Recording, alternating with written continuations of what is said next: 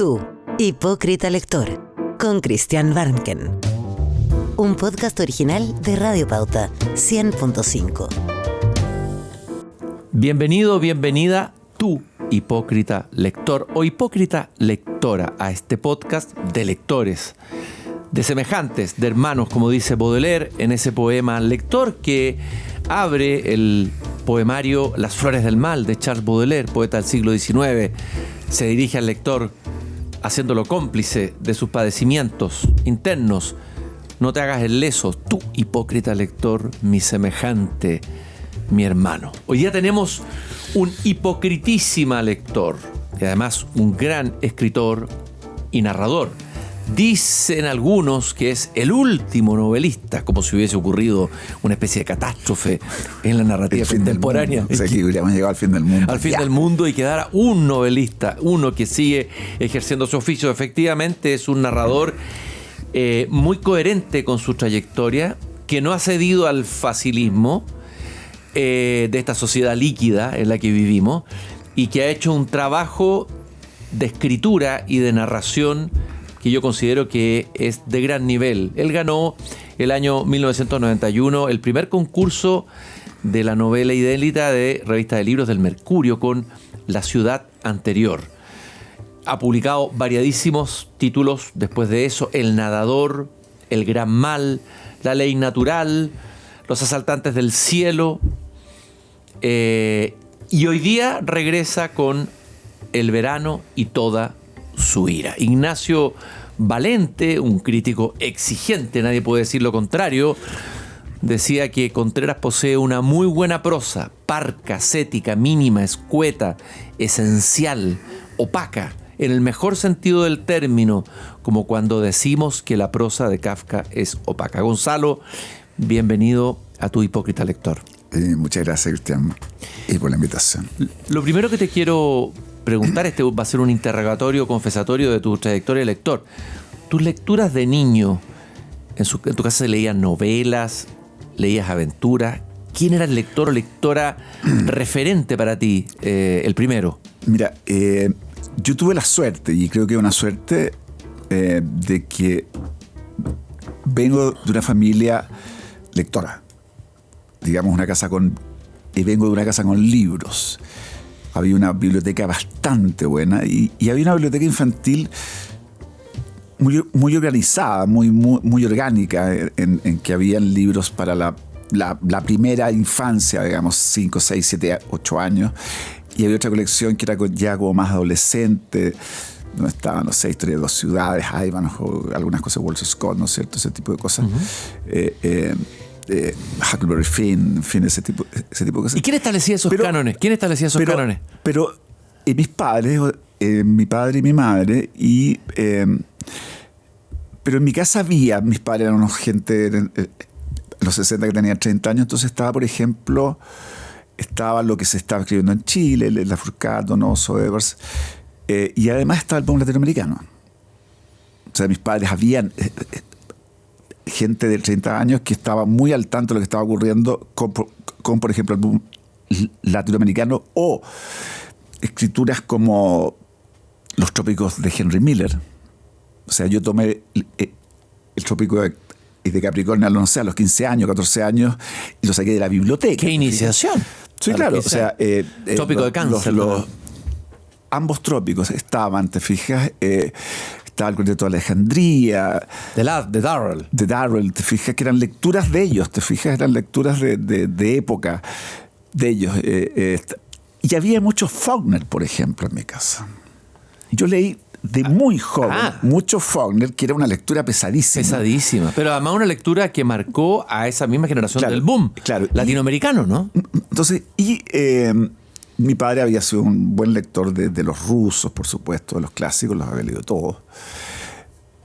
Él detestó el boom latinoamericano, todavía recuerdo, pero particularmente García Márquez, por alguna razón lo odió. Y yo le discutía mucho, digamos. Yo estaba rayado con Cien años de soledad, te fijas, y con Rayuela. Él lo encontraba ambos libros abominables. Rayuela de Cortázar, claro. Ambos libros abominables los encontraba, y entonces me metía a los rusos, particularmente Dostoyevski, que era muy rayado con Dostoyevski, y con Solá, le gustaba mucho Solá. Emil Solá. Solá, fíjate. Yo creo que más que Flaubert, pero era como muy... No sé por qué le gustaba esa novela social, pero le gustaba eso. Entonces, yo tenía mucho de dónde nutrirme y pude nutrirme. Como te digo, la biblioteca en mi casa es una pared grande, bastante grande, llena de libros, y en el segundo piso también había otra biblioteca también con muchos libros. O sea, libros habían en mi casa, por lo tanto yo leí desde siempre. La primera lectura que te haya conmovido, la primera novela que te haya conmovido, muy joven, o en la transición de la infancia a la adolescencia, que te haya conmovido, que te haya sacudido como lector. Me haya conmovido. Fíjate que tengo el recuerdo de una novela bastante oscura que me impresionó mucho. Lo leí muy joven, 13, 14 años por haber sido, que fue Pena de muerte de Lafourcade. Pena de muerte de Lafourcade, que ocurría en Orcón, en original. Orcón, el asesinato de un pescador, algo que hubo un crimen ahí historia, en esa época. Claro, que probablemente yo no la entendí del todo bien. Ajá. Es lo más probable que yo no haya entendido ni siquiera de qué se trataba. Después supe que estaba basada en una historia de Perico Clot, que era, en fin. Y como que, pero esa lectura como oscura, pues un libro que estaba en mi casa, como oscura, esa cosa sombría que había en ese libro, como que de alguna forma me ¿te atrajo? No sé si me atrajo, me repelió, pero en todo caso me interesó. Uh-huh. Como algo... yo sí recuerdo, por ejemplo, que los cuentos de Cortázar fueron muy una especie como de inyección de literatura así. ¿Te acuerdas de un cuento así que te...? Me recuerdo de 20. ¿Ya? O sea, pues de luego de Casa Tomada, casi todo lo de Bestiario. Uh-huh. Los cuentos de Bestiario, de todos los Fuego del Fuego, de Final de Juego, que son esos 3 libros básicamente, digamos, los que o sea, me acuerdo de Cartas en París, de Continuidad en los Parques, de grandes cuentos, todo. De la Autopista del Sur, en fin, Las Ménades. Ya, Cortázar, los latinoamericanos, la novela Lafourcade. A los 18 años, entiendo, entraste al taller de Lafourcade en la Biblioteca Nacional. Sí, claro. Ahí lo conociste, al autor. Sí. A ver, brevemente, ¿qué aprendiste con Lafourcade? Si aprendiste algo. Mira, nada. Nada. ¿Ya? A ver, ¿por qué te voy a decir? Porque yo me acuerdo que yo leí en el taller de Enrique Lafourcade un cuento que yo había escrito recién, que es O Colibrí, que es un cuento que curiosamente hoy día está en una antología del cuento chileno del siglo XX. Precioso cuento, y que está en La Danza Ejecutada. En tu colección de cuentos, tu primer libro de colección de cuentos. Entonces, ese cuento, gran cuento, precioso cuento. Ese cuento lo leí en este taller, que es un taller muy numeroso, de mucha gente, había unas 40 personas. Y Lafourcade dijo... Entonces dijo así como una especie de desdén. Sí, dijo, literatura a la moda. Qué terrible. Y no con un poco de desdén, sino que con bastante. Y yo en ese momento se la juré. ¿Le tomaste de tirria? Le agarré monos, pero altero así. Y como novelista, Lafourcade, ¿qué juicio puedes emitir con el tiempo? Mira, uno tiene que separar las simpatías personales o las antipatías personales de las obras. Yo creo que Lafourcade hasta un momento fue un novelista de gran calidad. Lafourcade tuvo es un escritor de buena prosa, tenía muy buena prosa, una prosa muy fulgurante, de mucho fulgor, de mucho color además. Yo diría que era una gran prosa. Estoy pensando en El Príncipe de las Ovejas, en Para subir al cielo, en Frecuencia modulada. Frecuencia modulada, que es del mundo de la generación del 50. Claro, y tiene un olfato de época también muy bueno. Y yo creo que Lafourcade es un gallo con talento. Lo que pasa que después, digamos, a partir de Palomita Blanca, de ese éxito, que es una novela que escribe en 20 días, entiendo, empieza a escribir novelas en 20 días. Uh-huh. ¿Y las novelas no se pueden escribir en 20 días? No, yo creo que no. ¿Por qué? Lo que pasa es que Lafourcade, él se creía un virtuoso. Uh-huh. Él despreciaba las prosas tanto de José Donoso como la prosa de Jorge Devers, ambas. Uh-huh. Y él suponía que él tenía una virtud prosística, si es que existiera tal cosa, la virtud prosística. Entonces, él suponía que él era capaz de escribir libros en 30 días. Y no recuerdo ni los títulos en este momento, porque a partir de Palomita Blanca me da la impresión de que no hay grandes obras de Lafourcade. Oye, si coloca... Pero sí. es un narrador que renueva lo que se venía haciendo, novela particularmente, ¿no es cierto? Desde el criollismo, digamos, el primer escritor con europeo, por decirlo de cierto modo, que tiene una cultura europea respecto a la novela contemporánea europea, es Lafourcade. Oye, hablaste de Edwards y hablaste de Donoso. Hablemos de estos dos narradores. También estuviste después en un taller mítico. El taller de Pepe Donoso. De Pepe Donoso, claro. Donde salieron otros narradores de tu claro, generación. casi todos. Casi todos los narradores salieron de ahí. Sí, casi no hay ninguno. ¿Y ahí también no aprendiste nada o aprendiste algo con Donoso? No, lo que pasa que a ver, yo tuve una... yo tuve una muy mala experiencia en el taller de Donoso, porque yo venía llegando a Europa y tenía un principio de novela. Y lo leí en el taller de Donoso y me destruyeron. Pero así... Porque eran todos... No voy a nombrar quiénes eran los Atacantes. los miembros del taller, pero eran todos tipos que ya estaban lanzados en la literatura. Todos se han hecho un nombre dentro de la literatura nacional. Y la verdad que la crítica era tan despiadada, tan cruel, diría yo, hecha por gente inteligente y con buen don de la palabra, por lo tanto era doblemente destructiva, ¿te fijas? Entonces te hacían pedazos. Y tú, cuando te tocaba tu turno, digamos, leía el otro, aquel que te había hecho pedazos, tú lo hacías pedazo también. Entonces, esto es como los talleres que escribe, es como los talleres que escribe Bolaño de los detectives salvajes. Entonces había una especie como de carnicería el taller de Pepe. ¿Eh? Yo creo que Pepe como que sacaba un cierto regocijo con esto, no sé, como que se encogía de hombros viendo así como como el león se comía el gladiador, ¿te fijas? Era como el circo romano, así como que una qué especie, tremendo, qué brutal. Una especie como de espectáculo. Oye, Gonzalo, entonces, espérate, como narrador, así como emitiste un juicio sobre Lafourcade, Donoso narrador, tú como lector de Donoso, ¿cuál es tu juicio literario sobre su obra? Yo creo que Donoso es un gran escritor. Es un muy buen escritor. O sea, tiene una capacidad de imaginar muy rica, muy fértil, tiene una prosa desbordante. No, a mí me gusta mucho José Donoso. Fíjate que hay un libro final. Pasó una cosa con Donoso que en el año 94, creo, 93, nos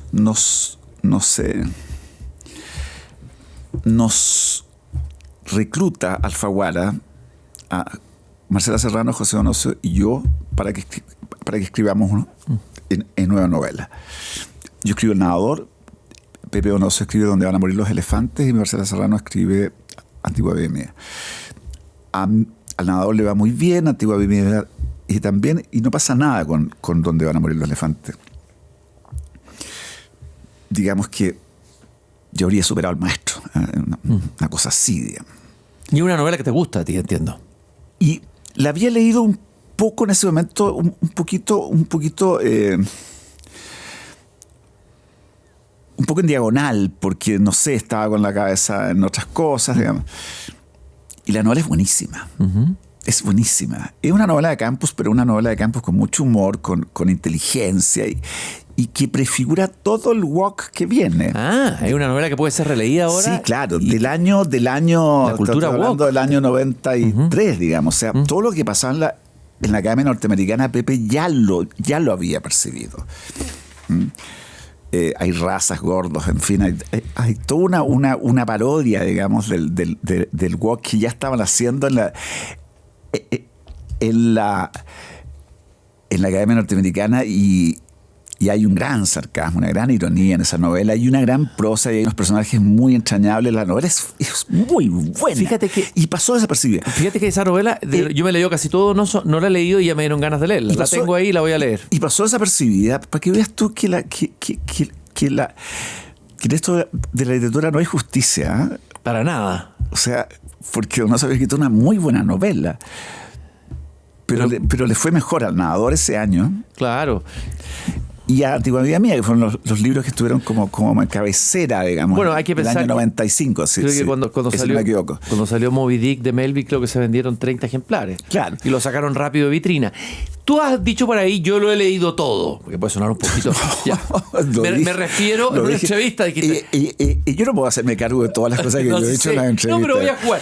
Pero me refiero a todo desde la novela moderna que inicia Balzac. Y ahora me gustaría indagar en los novelistas modernos que te han formado a ti. No, yo creo que donde fuiste a aprender es ahí, más que los talleres, en los novelistas. Entonces ya vimos los talleres, ahora los novelistas. Partamos por Balzac, Honoré de Balzac, para el que nos está escuchando, que a lo mejor no lo ha leído nunca. ¿Qué significó para ti la lectura de Balzac? Mira, yo la verdad que hice una relectura, yo te diría como a mediados de la década pasada, de Balzac. Uh-huh. Si uno quiere escribir, creo que fue Eliot el que dijo, cuando yo quiero comer palabras y quiero alimentarme de palabras, leo Balzac. Porque Balzac es un escritor torrencial, digamos, un narrador, es una especie de máquina de narrar. Es una prosa con mucho sustantivo, un poco adjetivo.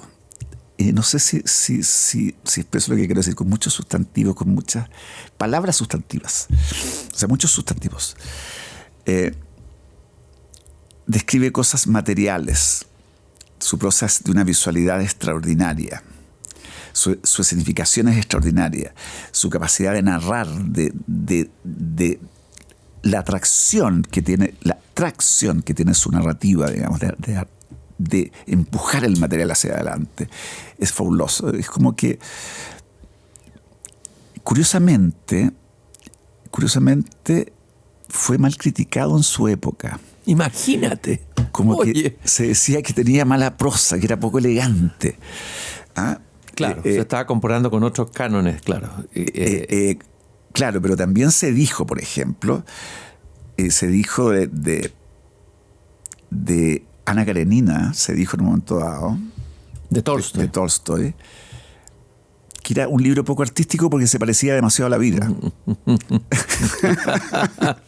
Ya. Digamos, porque supuestamente habría que escribir como con otro lenguaje, un lenguaje más elaborado, más rimbombante. Ya, ¿y qué te sirve a ti Balzac como escritor para ti como narrador? Porque ¿qué le sacas tú a él? Ya, porque yo me fui dando cuenta que lo más importante era el músculo narrativo, la musculatura narrativa. Y si hay alguien con musculatura narrativa, es Balzac. Uh-huh. O sea, es un hombre que todo lo convierte en narración, en el sentido de una capacidad de mover material, de desplazar material. O sea, parte de una pequeña escena y va juntando una cantidad con una retroexcavadora que va empujando así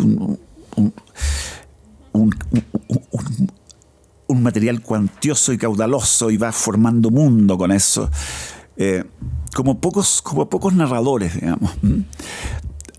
El Papagorió es una novela extraordinaria. Eso te iba a preguntar, ¿qué novelas te dan ganas de releer y qué recomendaría a los que nos están escuchando? ¿Ir a dónde? Y yo recomendaría particularmente Papagorió. Papagorió, de todas maneras. La piel de Zapa es una novela interesantísima. El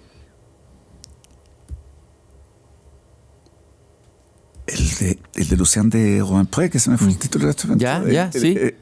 ¿Cuál? ¿El libro de la Valeno? No. El libro del Valle también es una gran novela, gran novela. Hay unos pícaros, hay unos pillos, digamos. Hay unos tipos muy malos, hay unos tipos muy crueles, hay unos tipos farsantes, hay grandes mentirosos, hay grandes pícaros, mujeres poderosas, malas, calculadoras. mujeres ingenuas, dulces, tontas. Hay una galería impresionante. O sea, es la comedia humana, como dice el poeta. La comedia humana, digamos. O sea, el registro de personajes de Balzac es enorme. Hoy estoy con problemas mentales porque no me acuerdo del libro en que Lucien de Rubempré, que es el... Bueno, yo tampoco me acuerdo, así que no te preocupes. Que es el equivalente de Julián Sorel. Sí. El Julián Sorel de... Y que continúa con Bueno, ya te vas a acordar. Mira, no te preocupes, suele ocurrir. Pero no cabe duda que el narrador, parece tu narrador favorito, has escrito varias veces sobre él. El que te marca como narrador profundamente es Henry James. ¿Me equivoco? Sí. ¿No? Es un narrador muy importante para mí. ¿Por qué? ¿Qué es lo importante de James? Por lo decisivo. A ver. Porque además de este ímpetu narrativo, ¿no es cierto? Hay otro componente que es muy importante en la narración, que es la observación, que es aquello que observas. La calidad de la observación define la calidad de una novela, por decirlo de cierto modo. Es mi y James es un gran observador. Es un gran observador, ¿te fijas? James es un hombre que tiene un particular interés en el proceso cognitivo. Digamos, cómo yo voy conociendo. Entonces, James, esto va a parecer un poco taller literario, ¿eh? pero lo siento. No, pero me encanta, me interesa mucho. Entonces, James refina una cosa que no se conocía hasta él, digamos, que es el punto de vista, ¿no es cierto? Que el personaje no puede saber del otro más que aquello que sus sentidos le pueden aportar. La tercera persona omnisciente, por decirlo de cierto modo, esa tercera persona que lo sabe todo, sería como una tercera persona un poco ingenua, ¿no es cierto? Esta tercera persona que hace que los personajes no puedan saber del otro más que aquello que saben. Y que es el gran drama nuestro, digamos. Nosotros no podemos saber del otro quién es el otro. Y esa pregunta del quién es el otro, digamos, es una pregunta que siempre es muy interesante y que es una pregunta, yo creo que esencial a la narrativa.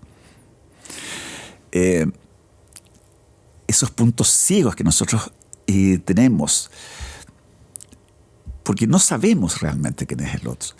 No sabemos y creemos saber, es lo peor de todo.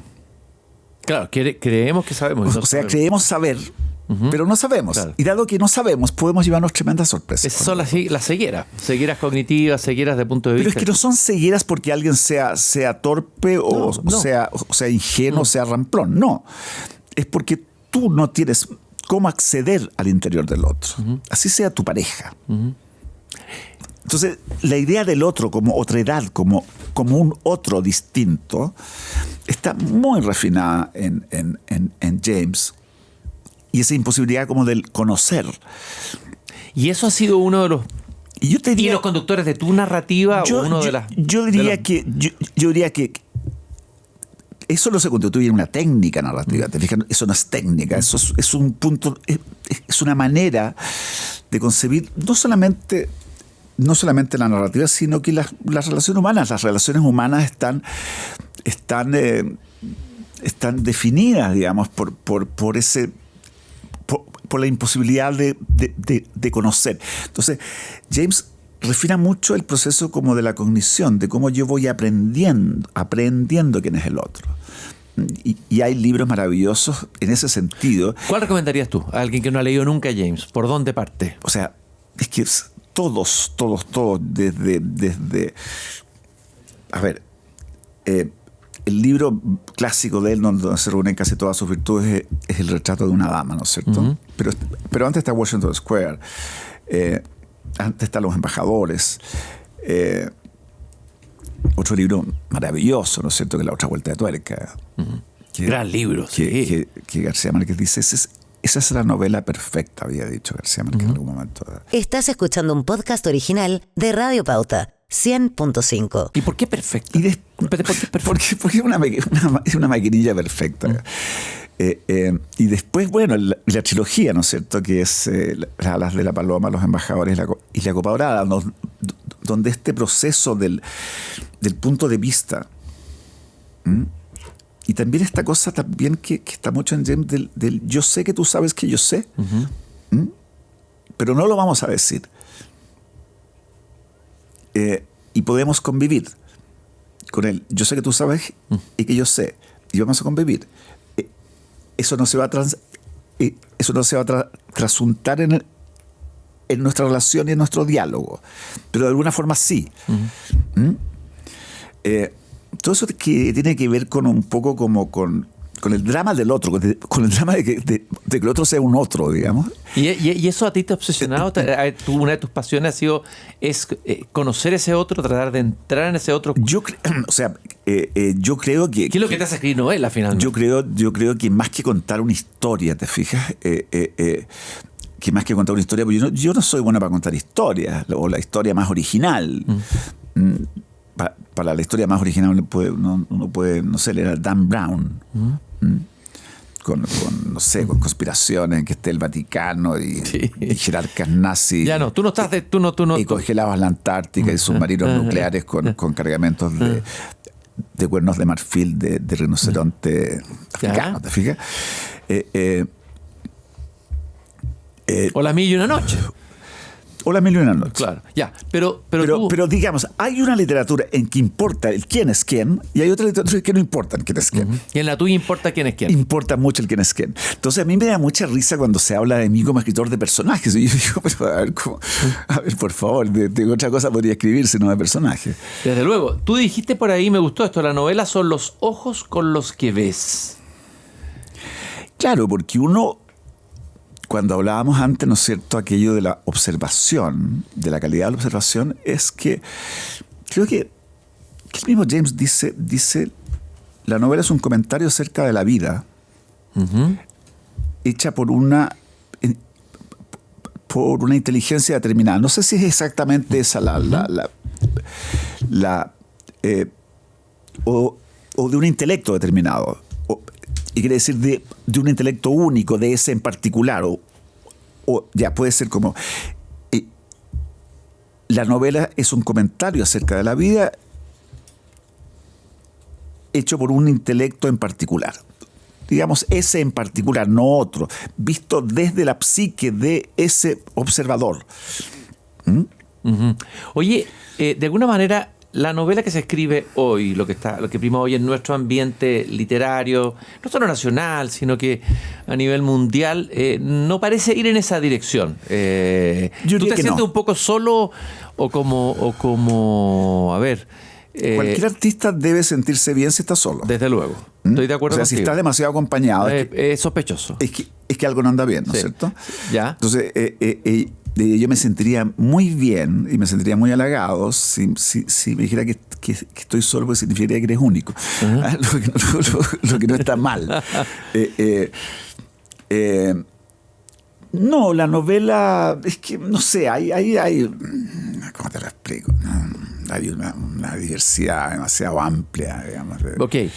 Pero ¿con quién te sientes más cerca hoy día, por ejemplo, en Latinoamérica, en lo que tú haces, que es la búsqueda de estos personajes? En Latinoamérica, no sé. No. Ya, o en España, o en lo que se está escribiendo hoy en el mundo. ¿De quién te sentirías más cerca, más cómplice?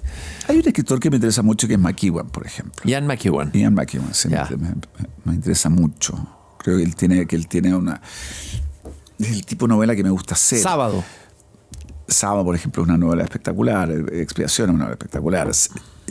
Chesil Beach es una novela espectacular. Chesil Beach es una novela que me hubiera gustado escribir a mí, ¿te fijas? O que yo me sentiría como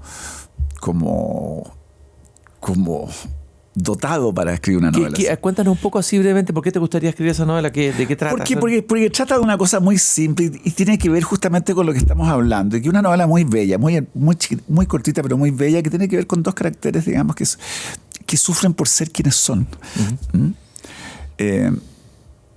No voy a contar la novela, digamos, pero se trata, digamos, de una luna de miel, catastrófica. Bueno, deben haber varias, ¿no? Muchas han habido lunas de miel. Justamente por razones psicológicas. Sí, claro.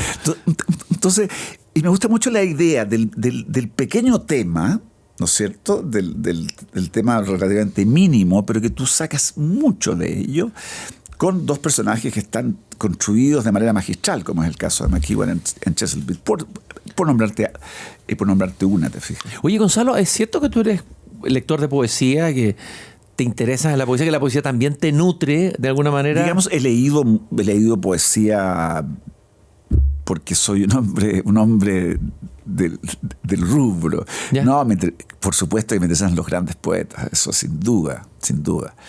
De hecho, mi novela anterior, que es Los Asaltantes del Cielo, digamos, el Wasteland de Eliot, tiene es pieza fundamental de La Tierra Baldía de Eliot. La Tierra Baldía de Eliot es pieza fundamental de esa novela, está construido a partir de La Tierra Baldía de Eliot. Digo. ¿Y los poetas chilenos? Está lleno de poetas. Pero, buenos. ¿cuáles son los que más te fascinan o te interesan? Neruda, desde luego. Pero dentro de Neruda es muy vasto. ¿Quién es Neruda? Canto general parece que te gusta más. Canto general, desde luego. Es que me gusta casi todo Neruda. Yo soy de los que no va a renegar nunca a Neruda, le reconozco su grandeza. Puede tener poesía menos pero con la alta poesía que tiene Neruda ya le convierte en un poeta primerísimo. Nicanor Parra me encanta, sobre todo básicamente, digamos, los poemas y antipoemas. Me gusta también Gonzalo Rojas, me gusta Huidobro, me gusta Mistral. No, yo soy un gran respetuoso de la poesía chilena, un gran respetuoso. Me gusta Han, me gustan las áreas verdes de Zurita, me gusta... Chile fue un país con grandes poetas, que es una cosa, por lugar común que sea decirlo, ¿eh? pero es un lugar común que se construye a partir de una verdad.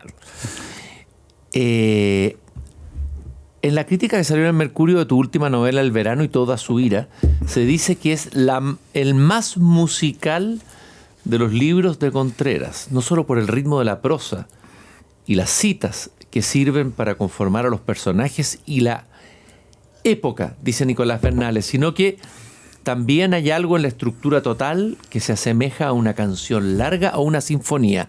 Antes de entrar en eso, quiero preguntar, la música. Tú cuando escribes escuchas música, la música no entra en este juego, lo musical en tu escritura. No, mira, yo creo que la escritura es tan musical en sí misma. Estamos hablando de la escritura en sí misma, estamos hablando de una música interna, que yo no podría escuchar ninguna música externa por maravillosa que fuera. ¿Por qué?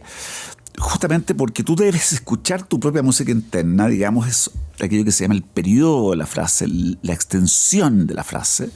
Tú debes escucharla de tal manera que si tú escucharas otra música externa, por maravillosa que fuera, supongamos que fuera Debussy o fuera Ravel o César Frank estoy hablando de músicas más leves, digamos, obviamente lo puedes escuchar con la novena sinfonía, ¿no? Entonces, no puede hacer otra cosa que escucharla. Pero tú dirías escuchar más música de cámara, más bien, ¿eh? para tu tipo de novela, ¿no es cierto? Pero yo no puedo escuchar música porque interferiría con la música que yo tengo respecto de la frase. Yo siempre he tenido un sentido musical respecto de mi frase, tratando de que no se note.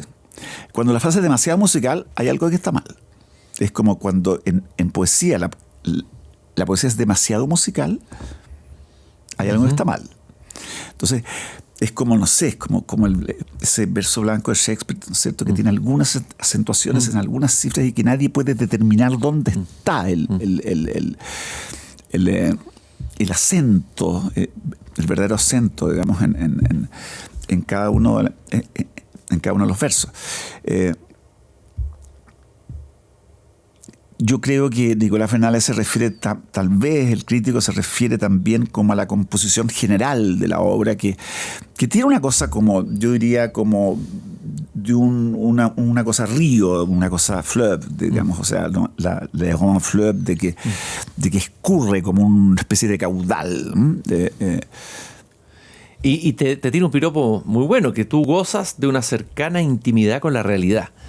¿Te gustó ese juicio? Interesante. Es bastante enigmática esa frase del crítico. Me gustó mucho.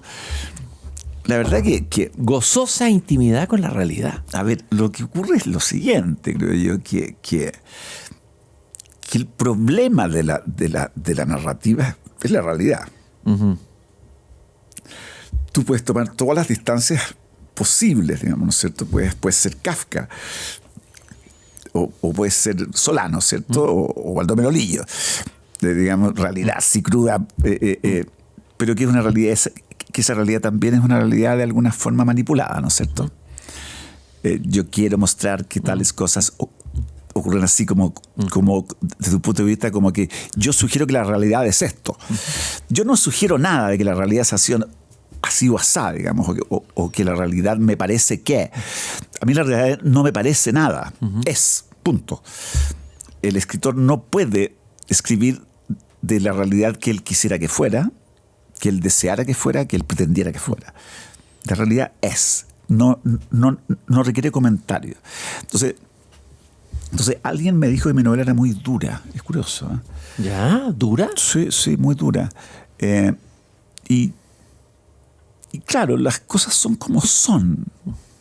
Yo me encojo de hombros, lo lamento. No son ni mejor ni peor.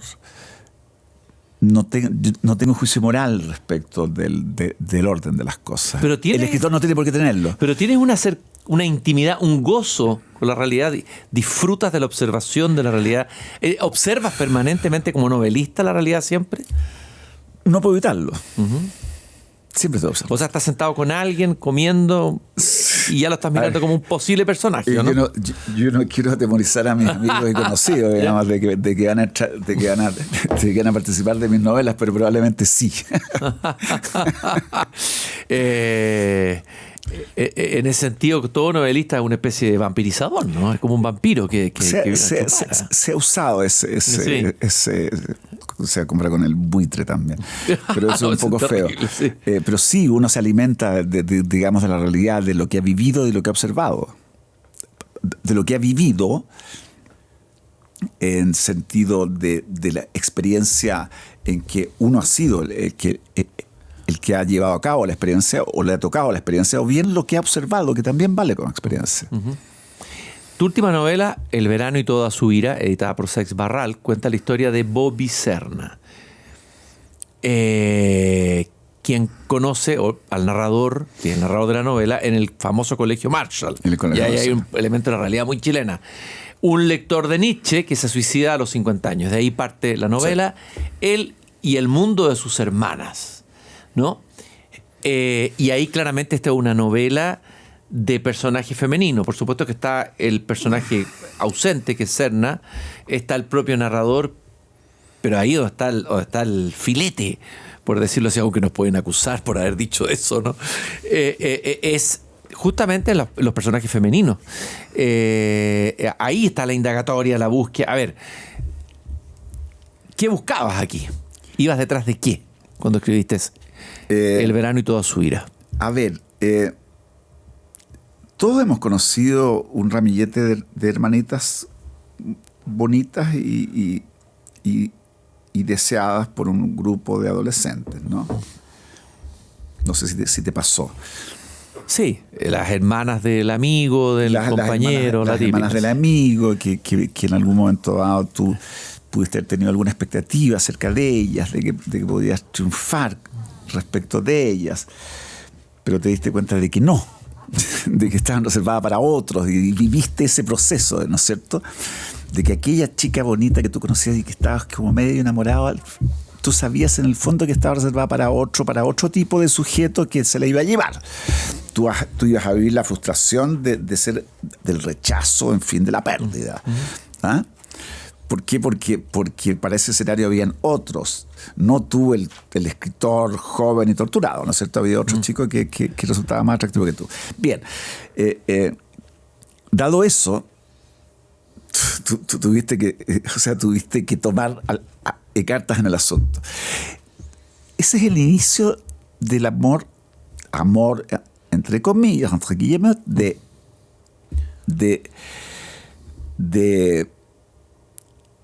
Renato con Moira, que parte por parte de Renato de una herida en el ego perpetrada cuando era muy joven por Moira. Y ahí que algo pendiente, que algo abierto. Ese es uno de los motivos de la novela, ¿no es cierto? Están las otras hermanas y además está la amistad entre él y Bobby. Pero eso pasó. Y está Nietzsche y está Schopenhauer, Sí. De alguna manera presente en esta novela. Pero en forma muy... Y no espante por los lectores, no es una novela filosófica. No, está clarísimo, pero hay una... Digamos, Bobby es un lector muy amateur de Nietzsche, digamos. Hay una cita estupenda de Nietzsche como epígrafe. Solo hay un mundo, y este es falso, cruel, contradictorio, seductor, sin sentido. Un mundo así construido es el verdadero mundo. Tenemos la necesidad de la mentira para alzarnos victoriosos sobre esta realidad, es decir, para vivir. Sí, esa frase de Nietzsche es tremendamente enigmática, ¿no es cierto? Está en la genealogía de la moral, ¿no? Está en Escritos Póstumos. En Escritos Póstumos. Es tremendamente enigmática, pero esa mentira es mentirnos. Nietzsche se refiere a la mentira en que debemos mentirnos de ciertas cosas porque de otro modo no podríamos vivir. Como por ejemplo, hay una mentira que es clásica. Nuestros hijos. ¿Cierto? O sea, si todos los hijos de uno fueran los que nosotros suponemos el mundo, sería un mundo, estaríamos viviendo una especie como de cielo de mundo celestial, ¿te fijas? Porque todos los hijos son maravillosos, son sinceros, son verdaderos, son estos, son estos otros. Mi hijo no hay nadie que le compita. Bueno, si todos los hijos fueran los como sus padres los ven, y sería maravilloso. Esa es una mentira, por ejemplo, ¿cierto? Nietzsche destruye todas las mentiras, las desmonta todas. Desde luego. Y eso es lo que intenta hacer. Verdad Bobby. y mentira en sentido extramoral, tiene un texto. Claro. Entonces, y eso es lo que intenta hacer Bobby, pero el mundo necesita de esas mentiras. No puede vivir sin mentiras. No puede vivir sin esas mentiras, ¿te fijas? Entonces, oye, es como... el pretender, como hace Nietzsche, que lo hace, ¿no es cierto?, desmonta esas mentiras, pero él lo paga con su propia vida también. Y con su propia cordura y con su propia razón. Entonces, tiene un costo ese desmontar esa mentira, ¿te fijas? Que es la mentira de la familia, que nosotros nos queremos, que nosotros somos así, que nosotros somos así. En fin, si tú desmontas realmente, digamos, todo lo que dice relación con los verdaderos afectos que hay, no los afectos proclamados, digamos, probablemente te encontrarías con un mundo mucho más cruel y más áspero que el que... pero de alguna manera esta novela viene a desmontar las mentiras de esta familia, de estas hermanas, o sea, es nietzscheana en ese sentido. Digamos, sí, claro, porque el escritor sí que no puede mentir. O sea, si el escritor miente, ahí estamos muy mal. El escritor sí que no puede mentir. Pero que nosotros, entre nosotros, nos mentimos, sí. No es la mentira deliberada de que yo no fui al lugar donde te dije que iba haciendo, o yo no soy el que tú crees que eres, sino que mentimos respecto de las calidades de ciertas cosas que nosotros afirmamos y que no son así, y que no creemos en ellas. Machado decía algo así como: mentimos más de la cuenta por falta de fantasía, también la verdad se inventa, decía Machado. Puede ser, sí, también va por ahí, ¿eh? No está mal. Oye, Gonzalo, bueno... Y Machado, un gran poeta. Tremendo poeta. Sí, tremendo poeta. Hay que volver a leerlo. Sí. El verano y toda su ira, una de las mejores novelas chilenas de los últimos años, que revelan ya a un Gonzalo Contreras la madurez de su oficio, pero con el vigor y la vitalidad. No es una novela devastada por la melancolía, aunque también hay melancolía, hay de todo. Hay grandes personajes aquí, entrañables, que descubrir. Por último, te quería preguntar, Gonzalo, ¿qué estás leyendo ahora? ¿Qué has descubierto? ¿Qué libro te ha sorprendido y te gustaría compartir con nuestros hipócritas lectores que nos están escuchando? ¿Es la línea narrativa tal vez o en otro género? No sé. A ver... No tengo grandes descubrimientos, fíjate. ¿Cómo lees tú? ¿Lees azarosamente que te recomendó? Recientes, no. Yo diría que un descubrimiento que me ha sido muy grato es Nemirovsky. Irene Nemirovsky. Sí. Yo calificaría a Nemirovsky como independientemente del género, de que sea mujer o no, es uno de los grandes narradores del siglo XX. Yo lo pondría muy, muy arriba. Uh-huh. Creo que es una narradora de primerísimo orden. La suite francesa. Y casi todos los títulos. ¿Por qué está en primer orden? Porque más que Sandor Maray, que a ti te encanta. No, ¿A ti te gusta Sandor Maray? No. ¿A ti te gustaba Sandor Maray? Sí. Pero no todos. O sea, Sandor Maray, hay libros de Maray que no me convencen. En cambio, Nemirovsky me convence casi siempre, o casi sin excepción. Digamos. Yo creo que es una narradora de primerísimo orden. O sea, de una gran altura narrativa. ¿En qué sentido? Un poco en lo que decía de Balzac y que creo que debe ser propio de todo narrador, de que son grandes contadores,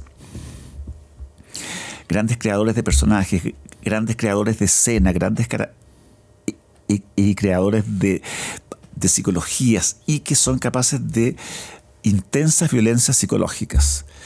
Que en esa pequeña horita que se llama el baile, la violencia psicológica en el baile es fenomenal. Brutal. El baile. La anotamos para todos los que nos están escuchando. Y yo diría que de esos escritores como que no estaban hasta... Claro, ya no es tan reciente porque reapareció como en 2004, no sé, o 2014, no recuerdo bien. Pero creo que 2014. Que para mí ha sido una revelación, digamos, una verdadera revelación. Gonzalo, yo te quiero agradecer el tiempo que te has dado para venir a conversar conmigo aquí en Tu Hipócrita Lector. Muchas gracias, fue muy interesante, anotamos varias lecturas. Invito a todos los que nos están escuchando a leer a nuestro novelista, y particularmente a un novelista que ha sido coherente, como dije al comienzo, que ha tenido una trayectoria literaria coherente, y que no ha cedido a los cantos de sirena que a veces pululan por ahí en los ambientes literarios de estos tiempos líquidos.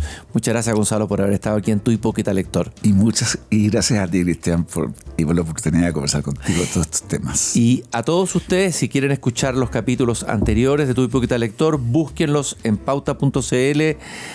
Los capítulos nuevos se estrenan los viernes a las 8 de la tarde en Radio Pauta, y también los pueden escuchar en Spotify. Espero que lo hayan disfrutado esta conversación con un lector, con un hipócrita lector.